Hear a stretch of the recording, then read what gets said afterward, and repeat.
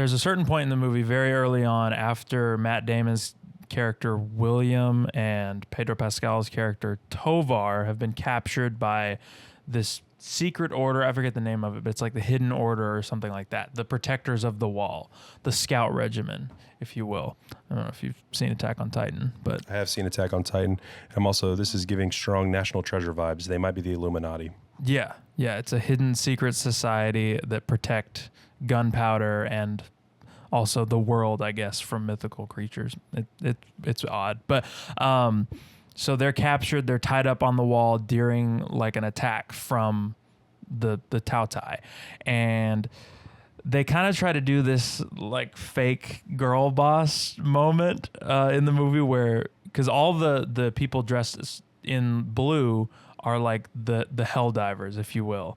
They put on these like bungee looking things and they like hang over the wall to like bungee jump off the wall to attack the Tao Tai and defend the wall. Right. Yeah. So there's this moment where Matt Damon's character is like, what are women going to do? As like a classic European man who probably has like a certain view of women, right? Okay. They're all women. What the hell do they do? That's, let's prove him wrong, right? So there's like this huge setup for that part where like they're standing on this like diving platform, a whole regiment of like assassin women, yes, who you're expecting to just be the most badass characters in the movie. Right. Not like maybe 2 minutes later in the film, they get eaten whole by the Tao Tai on the wall. Like, it's just immediate. They got out girl bossed, you could say. Yes, by the pansexual, non-binary Tao Tai. Yeah. Is certainly an attempt that falls very flat afterwards. It's one of many weird setups that has no payoff in this movie. Yeah, well, it has the opposite of a payoff in that sense. Yeah. It reminds me of like the Willem Dafoe character and how he's set up. So Pedro Pascal's character and Matt Damon's character have been kidnapped by this army, and they get released by Willem Dafoe's character, who is another European guy who's kind of standing there off to the side and sees them tied up because they're captives. And they're like, we want to jump in the fight. We want to help defend the wall. And so Willem Dafoe's character runs out and unties them, cuts their bondage. And then these guys they're all kind of in the fight together now. Pedro Pascal. Well, Matt another Damon. thing also is like this hidden order. It's hidden because they don't let the prisoners escape, right? So like the white boys aren't allowed to leave. Yeah. So that was also like is this thing. Get Out for white men? Yes. The Tao Tai are the sunken place for white people. It's about time white men get a horror movie. You know what? We're so oppressed. Thank God. But Willem Dafoe's another captive of this order. And so now they're all collaborating and fighting together. And the setup, I think, wants to be that Willem Dafoe is going to be this integral part to the plot and is going to be kind of like their helper, their assistant. Like he's set up that way. But his character is there for the rest of the movie. He contributes nothing. Yeah.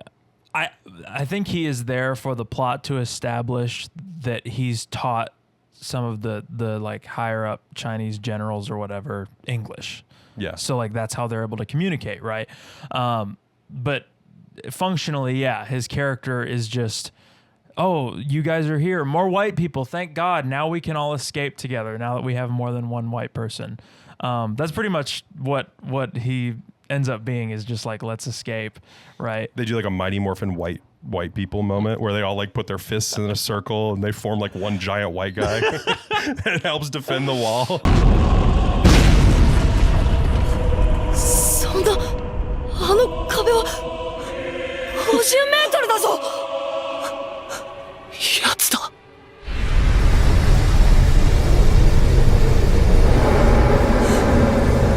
巨人だ。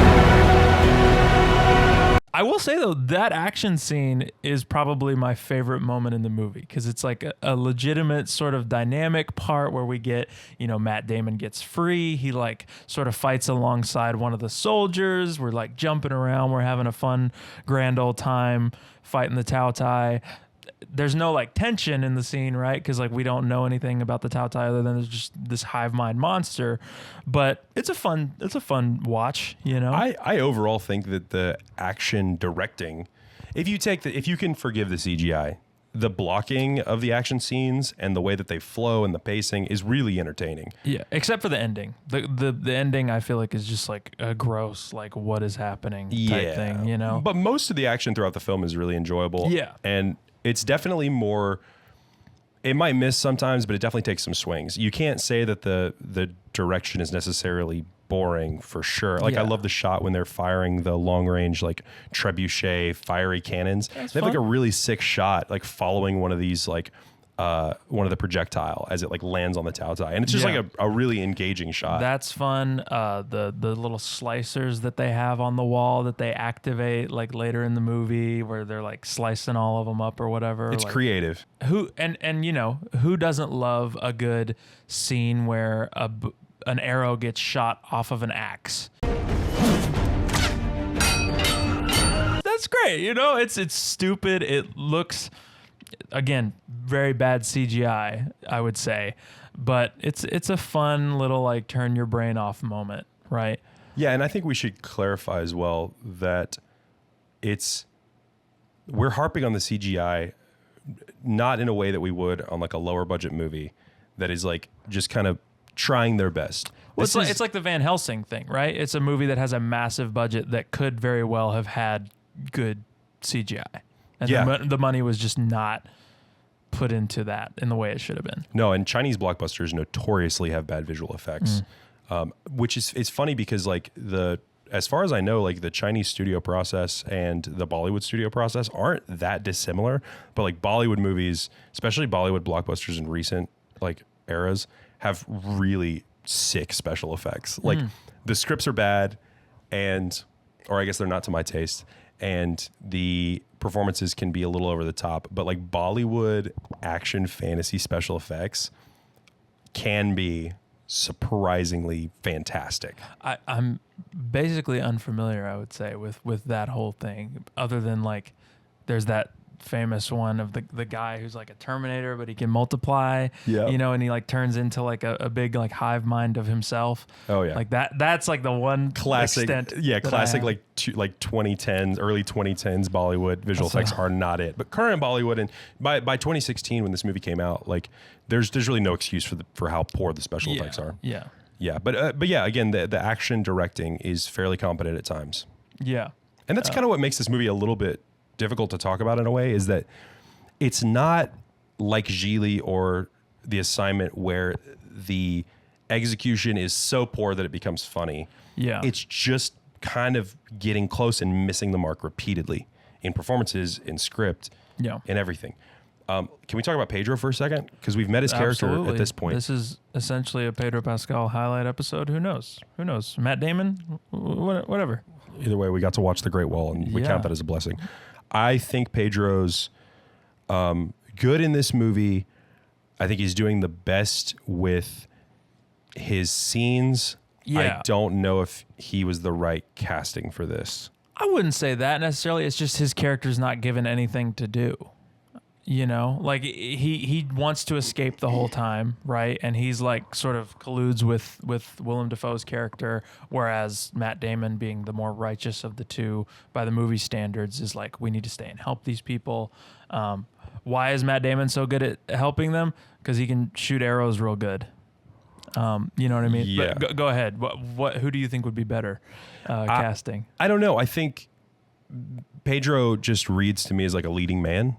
And I don't think him sharing the screen, I think in a way he might have outshined Matt Damon a little bit, who's supposed to be the hero of the movie, because Pedro, his performance at least is more charismatic than Matt Damon. Yes. But his character is sort of the sidekick. And that feels miscast to me. Matt Damon's your big bankable star. I think he needs a sidekick person who's frankly maybe a little bit uglier, maybe a little bit less charismatic. I also feel like Pedro is uglier. No, I'm saying Pedro's kind of too handsome for the role, I think. Yeah. It feels like a co-leading man, but he doesn't behave like a leading man in the movie. Does that make sense? Yeah. The characterization is not that he is a leading man, but I agree. I think he would have been better in the main role. If I was recasting, I think I'd just throw. I'm thinking like a Larry David type in the role. I would certainly watch that. Outside. What? Like, I would totally watch that movie. Yes, absolutely. Shout out Larry David, the GOAT. The GOAT. Yeah, I wish this movie. I mean, there's lots of problems with this movie, right? But to your point, it would have been better if this movie came out like a couple of years later when Pedro was more of a bankable star. When he was, you know, baby girl. He has since become baby girl. For sure. Right. So, whatever that means, whatever the kids are saying these days. Sound off in the comment. Is Pedro baby girl or daddy? We don't know. He is baby girl. I know, but he's so debate. baby girl. There's a debate. Is he baby girl or daddy? Are those? What's the difference? Well, it's a subtle difference, but it's there. What is the difference? Okay. So we were saving that for the Patreon. Yeah, you're right. Go to patreon.com/bignamebadmovie to hear us debate whether Pedro Pascal is baby girl or daddy. And slay. And yas. Hey, thanks for watching that clip. If you want to watch the full episode of Big Name Bad Movie, it's over on our channel right now. Don't forget to like, share, and subscribe as well. Come on. Don't forget it. And hey, maybe even subscribe to the Patreon. Patreon.com/bignamebadmovie. All the juiciest content's over there.